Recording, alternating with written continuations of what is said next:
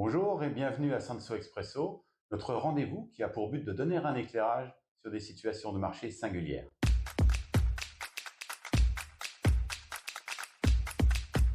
Après plus de 30 ans sans tendance bien durable, le marché des actions japonaises semble s'inscrire dans un mouvement de reprise depuis quelques temps, ramenant les indices sur des niveaux tout proches de leur niveau record qui date, rappelons-le, de décembre 1989.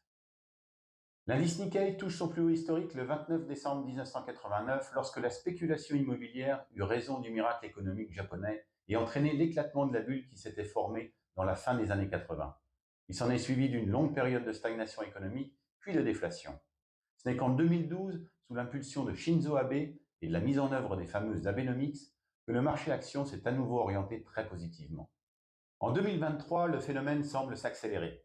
À fin septembre, les marchés actions sont tous encore en territoire très positif sur l'année en cours. Mais le Japon se démarque avec une performance bien supérieure à celle de ses homologues américains, anglais ou européens. Il progresse de 22% lorsque la performance des principaux marchés développés s'échelonne entre 2 et 12%.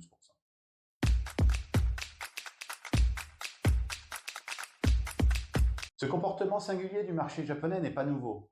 Historiquement, le Japon offre une diversification dans les portefeuilles d'actions internationales puisqu'il jouit d'une corrélation inférieure au marché mondial comparativement aux autres marchés développés.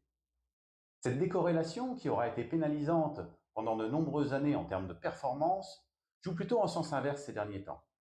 En effet, l'économie japonaise jouit d'une dynamique propre qui peut l'amener parfois à évoluer à contresens du reste des économies. C'est le cas actuellement sur plusieurs aspects.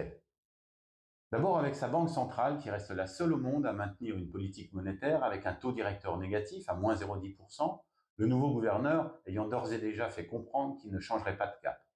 Évidemment, la dynamique sur l'inflation est aussi un point de divergence. Au cours des derniers mois, la BOJ n'a pas eu à lutter de la même façon que la Fed ou la BCE pour juguler une inflation qui n'a jamais dépassé les 4,5%.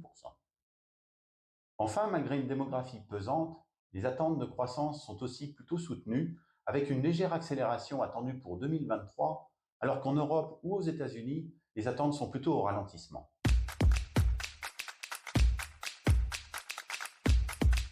Alors après une telle progression, n'est-il pas trop tard pour envisager un investissement? L'argument de la valorisation reste en place.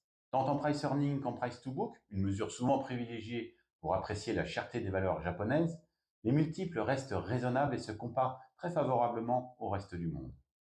La faiblesse du yen entretenue par une politique monétaire qui semble être durablement accommodante est aussi très favorable au marché des actions japonaises, dont on sait qu'il est composé en forte proportion de valeurs exportatrices. Enfin, sur l'aspect géopolitique, le Japon semble aussi rester à l'écart des risques liés au conflit entre la Russie et l'Ukraine. Il n'empêche que le timing reste délicat, le Japon nous ayant habitués dans le passé à quelques faux départs. Il convient donc de rester prudent. Et n'oublions pas non plus qu'il est devenu au fil du temps un marché relativement marginal dans le monde.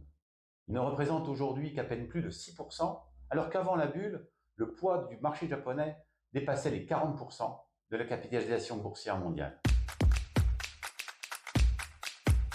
Je vous remercie pour votre attention et vous donne rendez-vous pour un prochain Sanso Expresso.